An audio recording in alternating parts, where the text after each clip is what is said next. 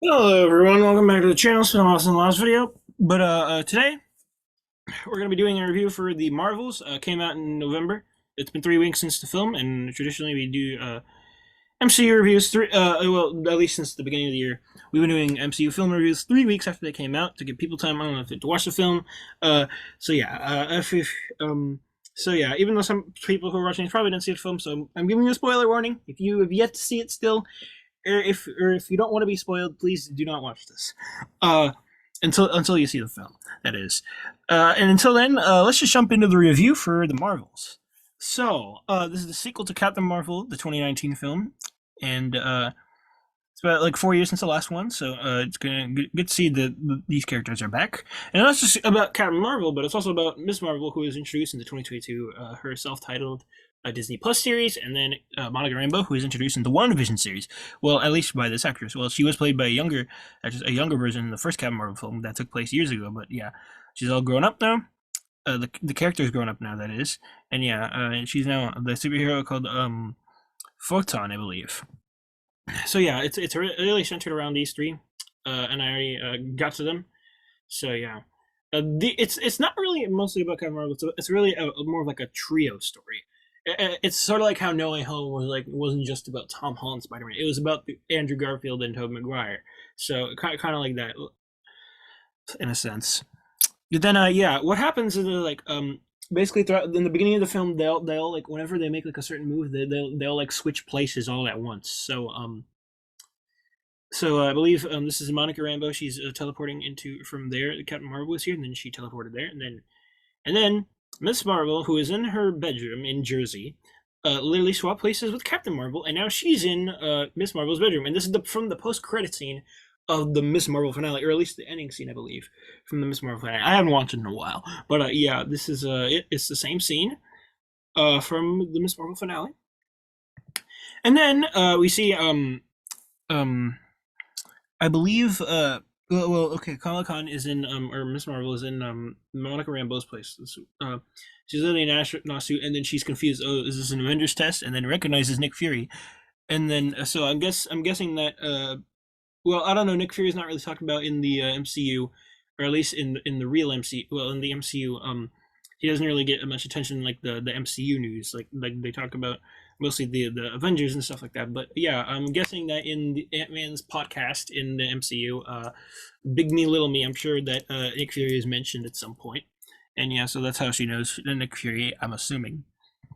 But then she teleports to another place where she is a cat. Well, this is the goose, I believe.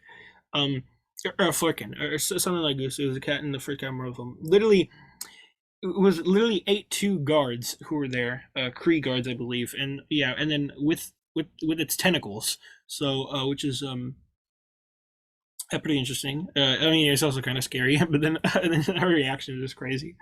Yeah, but then and then she teleports back to where she was, to Captain Marvel's spot. But then she literally, and the cat she holds out and it literally spits out those Kree guards, and her family's all freaking out what's going on and stuff like that. And then they're just watching cricket over here. And then in this movie, we also get to see a cameo from Valkyrie, who is in the previous two Thor films, Ragnarok and Thor: Love and Thunder. And basically, the Skrulls are endangered, right? Because the Kree's taken over or something. And then what she does is takes them to New Asgard. So New Asgard is like a refugee place for the Skrulls now. Even though in the Secret Invasion series, the Skrulls were like sort of endangered in the United States by President Ritson. So yeah, but in New Asgard, which is like in Europe, I believe, the Skrulls should be fine. Then we see Captain Marvel teleport to this singing world of some sort, and then she meets. Apparently, she's had a husband for. We don't know for how long, but yeah. And he is right over here. Holding her right here. It's like dancing with her. They're all. It's like a dancing and singing universe basically.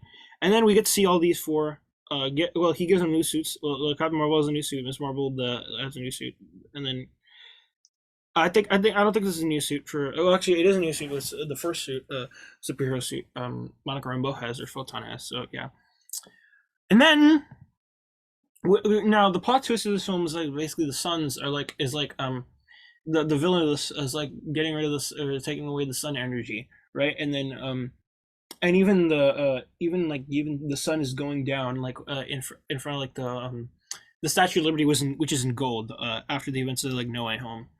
And yeah, what happens? Somebody is forced to go on the other side and literally close it, and it's kind of similar to the No Way Home multiverse breaking, but it was in the sky. Unlike this is like this is in like space. So yeah, but there's no people outside. I mean, it's an entirely different universe instead of just like a group of people, like different like Earth or something. Yeah. But then now the ending scene of this movie is probably the craziest part, really. So this is not the post credit scene. There's only one post credit scene, but the ending scene is Ms. Marvel, Kamala Khan, has this little tablet to I don't know, to get data space and like some other superheroes like her, who have superpowers in the MCU, and she meets none other than Kate Bishop, Hawkeye, who is in the Hawkeye Disney Plus series in 2021. And yeah, this is interesting. So it looks like this is going to set up a Young Avengers movie or Disney Plus series of some sort. So it's going to be interesting to see who the other members of this are going to be. So I'm assuming maybe probably the young Hulk or Scar, who is Hulk's son from the She-Hulk series, is probably going to be in it, along with probably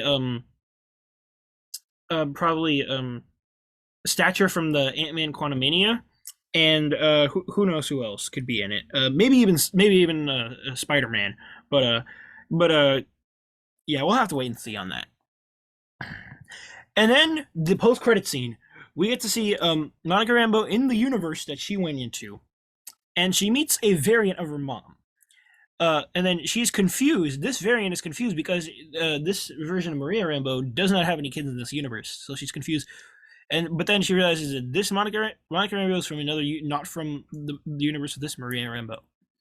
And then we get to see none other than Beast from the X-Men series. This is from the Days of Future X-Men franchise or universe. This is from the Days of Future Past universe, I believe, because this is not the Multiverse of Madness universe, because it appeared because the Maria Rambeau in that universe, in the 838 universe from Multiverse of Madness, was killed by Wanda. So and this one is still alive. So this meaning that this is not the 838 universe from Multiverse of Madness. Instead, this is the Days of Future Past timeline. And we even get to see the X mansion from logo from the Charles Xavier's mansion, I believe. And then this is supposed to be a copy accurate design of the Beast, like the golden thing, and then and the lab coat. And then this Maria Rambeau is not Captain Marvel, but rather a superhero called Binary, who was introduced in the comics like a few years ago. So, well, not too long ago. So yeah, yeah, this is not the first introduction we had to mutants in the MCU, but this is definitely yeah, this is definitely one of the because we had Professor X in Multiverse of Madness. But yeah, this is definitely probably the most interesting interpretation or introduction of a mutant. So that we had in the MCU so far. I mean, we're gonna see more introductions in Deadpool 3, and we're probably gonna see Monica Rambeau and these other and Beast and Binary Return Secret Wars. So then I'm gonna have to give this film a 9 out of 10. I think it was better than the first Captain Marvel film, because you had other characters involved too, so it was more like a team story rather than a solo story, which is okay, which is interesting. And yeah, I guess that's it for this review. Thank you guys for watching the video. Let me know what you thought of this movie in the comments below. Did you like it, or did you not like it? Like some fans didn't like it, but actually some some critics of film critics have rated this film not so good. But yeah, a lot of viewers a good chunk of viewers liked it. So let me know anything in the comments below. I'll see you in the next video. LA9